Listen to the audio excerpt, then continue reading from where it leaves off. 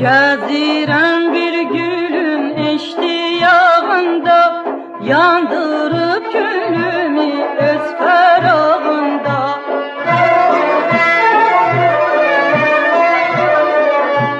Bu odli kalbimle sevirem seni, gıygacı bakışla olayıp beni.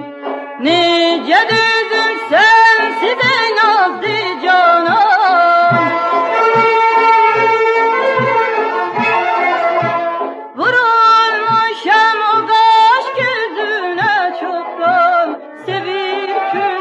kuşu seni ey peri, sen hayatımın güzel dilberi. Sevir gönlüm kuşu seni ey peri, sen hayatımın güzel dilberi.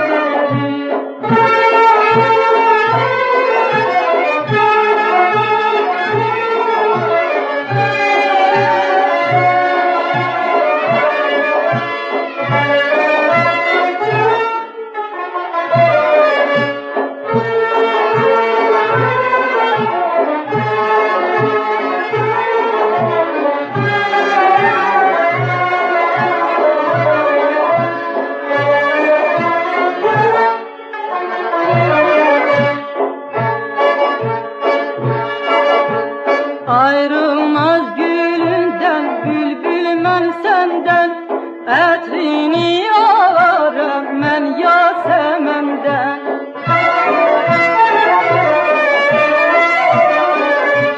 Gel gezek ey bülbül eşkin bağında, sen gül eşkinde men yar sorağında.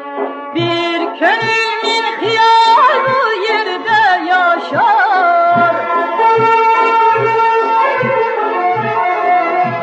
hıyalda yer gezer ile çalışır.